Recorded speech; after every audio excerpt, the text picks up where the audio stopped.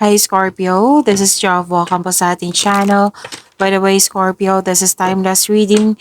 Gamitin ang reading na ito bilang kabayin lamang. Kung naka-resonate kayo, comment down.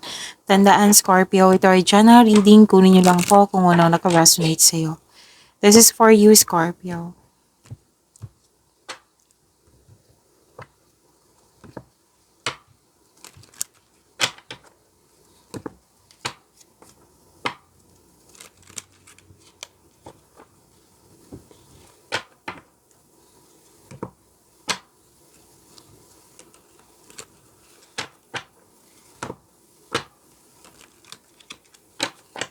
Para po ito sa'yo, Scorpio.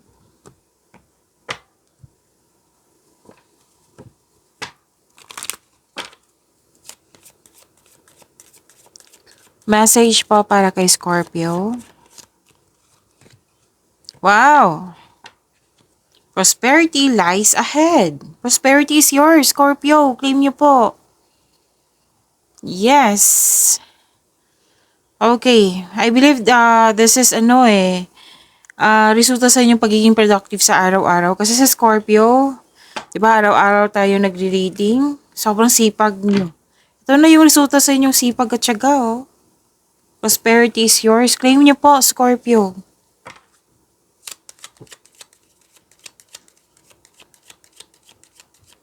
Maraming salamat po sa inyong patuloy na suporta, sa mga nag-donate, sa mga hindi nag-skip ng ads.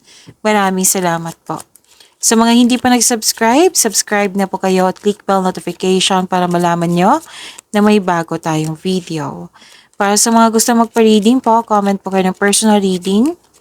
Again, comment kayo ng personal reading and check my reply sa comment section.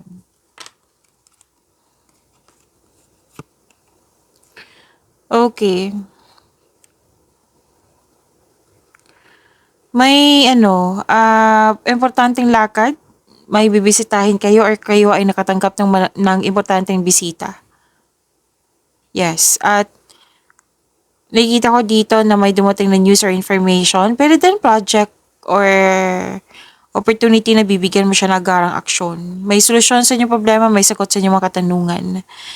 At kung nahihirapan kayo sa paggawa ng desisyon, kasi may desisyon dito seek help.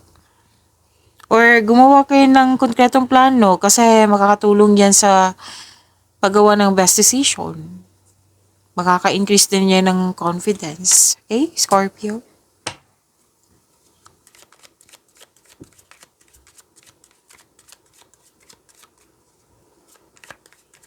Energy ni Scorpio.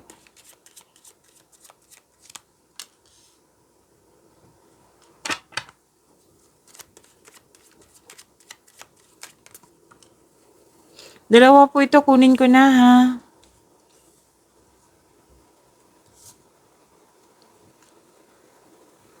Kita ba? Okay. Para sa mga bago dito, kung may napansin kayo na repeating message, yan po yung pinupush ng card sa inyo. Like for example, nanood kayo sa isang video reading nyo, monthly, weekly, daily, at may napansin kayo na repeating message, yan po yung pinupush ng card sa inyo na kailangan yung bigyan ng atensyon, solusyon at aksyon kung maaari po. So, ano yung energy ni Scorpio?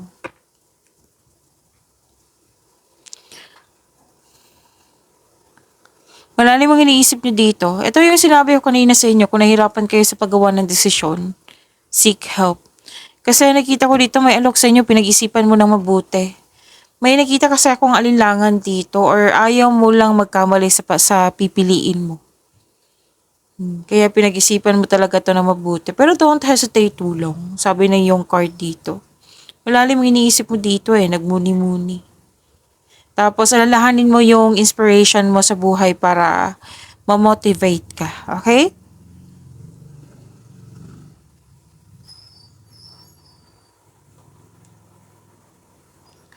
At huwag mag-say yes ng yes kung hindi naman akma sa inyong schedule. Kasi nakikita ko dito na marami kayong ginagawa. Sobrang busy nyo. Oo, iwasan nyo ma-burn out. Kung na-burn out na kayo ngayon, seek help. Ganun pa rin, yung sinasabi ko kanina pa, seek help kung nahihirapan kayo. Pero kung gawain to, Scorpio, malapit mo nang matapos yung mga ginagawa mo. Pero then, kung kailan nyo ito napanood na tapos na yung mga ginagawa mo. Habang ginagawa mo ito, yung busy ka, nag-iisip ka na mag-rest ako, mag-vacation ako.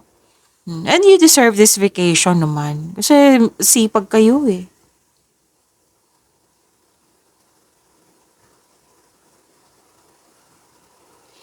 Makaka-receive kayo ng regalo or tulong. Pwede din ikaw yung nagbigay. Kasi si Scorpio, mahilig tong magbigay. Nahihirapan lang kayo magtanggap. Like, may magbigay ng tulong o regalo sa'yo, mahirapan kayong tanggap. Kasi sanay kayo mag-give. Hindi lang siguro sanay kayo magtanggap. Katulad nyo na, di ba, mahilig kayo magbigay. So, dyan kasi kayo masaya yung magbigay. Oh. Kasi may mga tao kasi na masaya magbigay sa kapwa. So, this is anong tawag nito eh? Na mas maraming kung magiging komportable ka sa pagtanggap ng tulong o regalo, mas maraming kasaganaan ang dadaloy sa iyong buhay. Kasi isipin mo, Scorpio, na this gift or tulong is binigay talaga to ni God sa iyo na pinadaan niya sa ibang tao. Yan yung usually ko din sinasabi sa mga ibang tao, lalo na sa pamilya ko. May mga ugali silang, mahilig silang magbigay ng bigay, pero hindi sanay silang magtanggap. Kasi feeling nila obligado. Obligado rin magbigay. So, sinabihan ko sila, galing yan kay God. Hindi talaga siya, kumbaga isipin nyo, galing talaga yan kay God na pinadaan sa isang tao para ibigay sa iyo. Yan din yung sinasabi ko sa kanila pag may ibigay ako sa kanila. Kasi hindi nga sila sanay sa magtanggap. Okay? So, yan po, mahilig kayong magbigay. So, your generosity will always flow back to you. Babalik yan sa iyo. Prosperity nga eh. That is prosperity din. Yung blessing sa iyo, babalik yan sa iyo 10 times fold. Magtiwala ka. Na-prove ko na yan. Kasi ganyan talaga yung flow. Basta mag-share ka, babalik yan sa iyo. Matutuwa si God yan sa iyo. Kasi ginagamit mo yung bigay ni God sa iyo na blessings, ginagamit mo sa tama eh. Hindi lang para sa yung sarili to, kundi sinishare mo talaga sa kapwa mo. Kaya nga binigyan kayo ng malaking blessings eh. Kasi alam ni God na magbibigay ka din sa kapwa mo.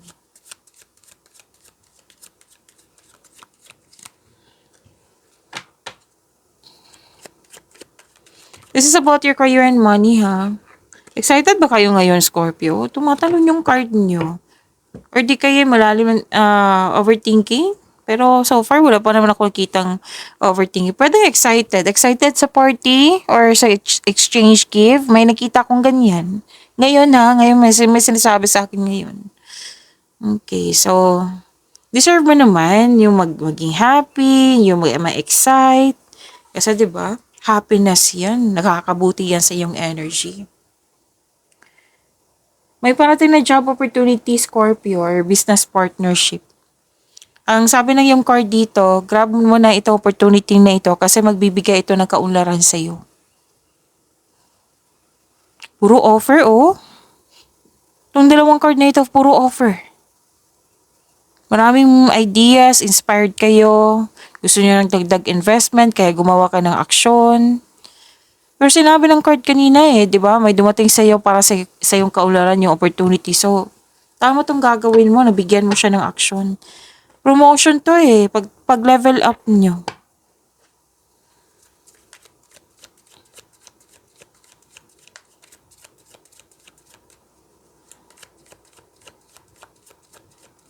Love life, self-love, partnership, and romance is Scorpio.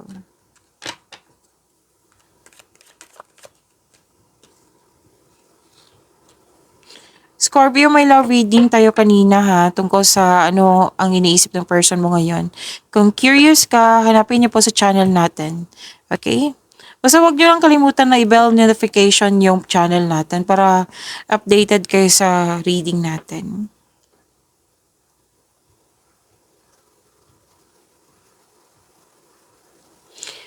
Sa mga signal, sa mga single, um, may attraction dito eh, sa tinuturuan mo or sa teacher mo or hindi siya ano, pwede din hindi siya teacher, kundi marami kang natutunan sa kanya. Pwede humahanga, opo. Sa mga may relasyon dito, sa mga buhay mag-asawa, sa mga may relasyon muna tayo kasi may pamamanhikan o magaganap na kasal. Kasal po. Wedding bells is coming. Sa mga may relasyon sa buhay mag-asawa, may project na malapit nyo nang mabuo or ma mabuo or maabot or pwede na nag-iipon kayo ng pera for a specific goal. Yan. May hope and healing o single ka man may relasyon sa buhay mag-asawa. You're in a process on healing po. Tapos may nakita ko dito magiging kalma ka at magkakaroon ng pagkakaisa. Pag-imanin niyo po yung blessings sa binigay sa inyo, Scorpio. See you tomorrow. Maraming salamat po.